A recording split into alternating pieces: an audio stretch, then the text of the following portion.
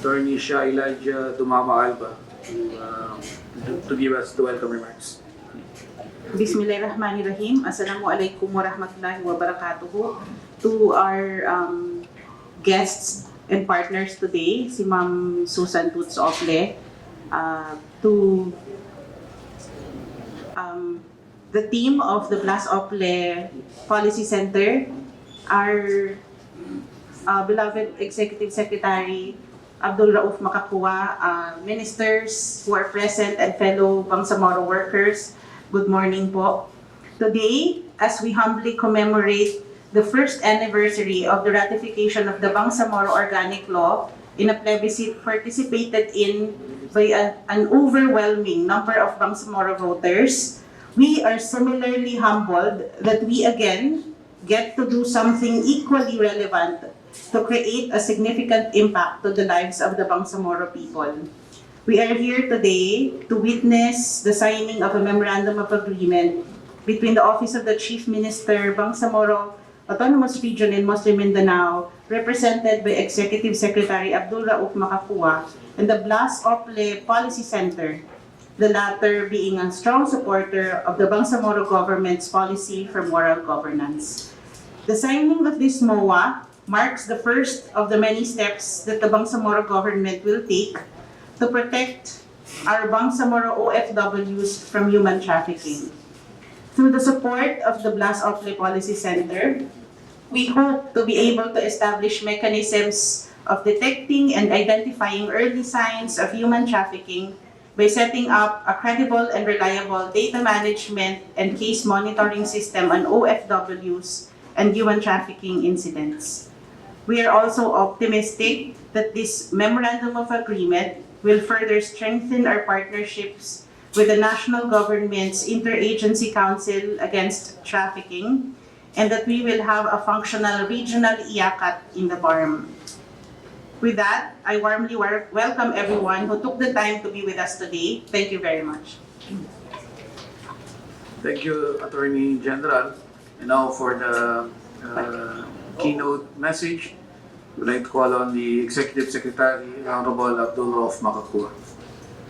Bismillahirrahmanirrahim.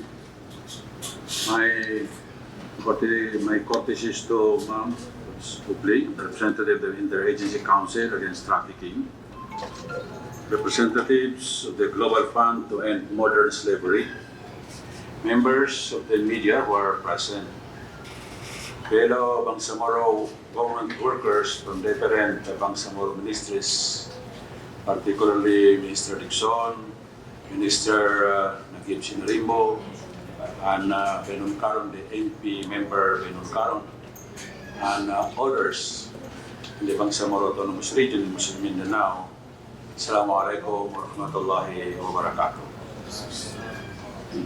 Today's signing of the Memorandum of Agreement with Blas Ople Policy Center not only solidifies the position of the Bangsamoro government against human trafficking involving OFWs.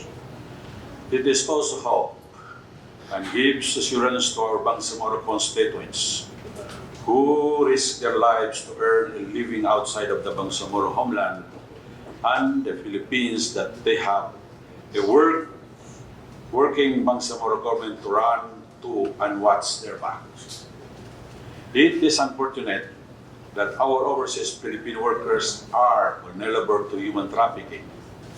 But it is more unfortunate that despite the rising statistics of human trafficking involving OFWs, more and more Filipinos are enticed by the promise of a greener pasture abroad.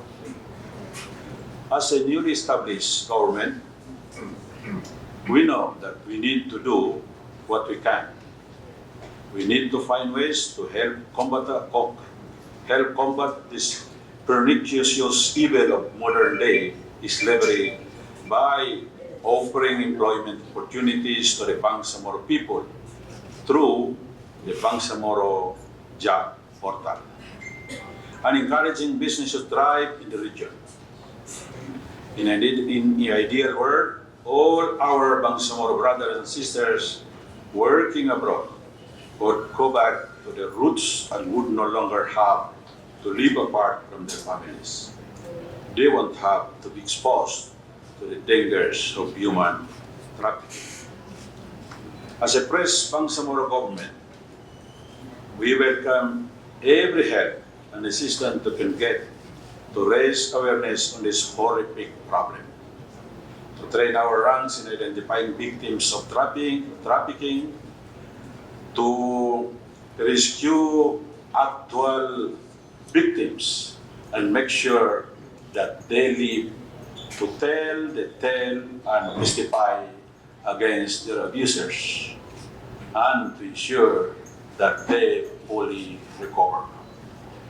We owe a lot to our Bangsamoro OFWs that actively campaign for the passage of the Bangsamoro Organic Law and publicly supported and encouraged the families to vote yes to the ratification of said law exactly 1 year ago today. The signing of this Memorandum of Agreement is one of the ways that we convey the Bangsamoro government's commitment to our overseas Philippine workers' safety and welfare. We hope that with this, we will be able to deliver that commitment and forge and strengthen partnership that help us fight human trafficking of the Bangsamoro, of the OFWs within the Bangsamoro Autonomous Region in Muslim Mindanao. To our partners in this endeavor, please accept our sincere thanks for your valuable contribution to our efforts to establish an effective and responsive Bangsamoro government for the Bangsamoro people, wherever they may be. I wish everyone a pleasant good morning to this special and memorable and historic occasion, the signing with the Blas Oakley representative, Palestinian Center. So thank you.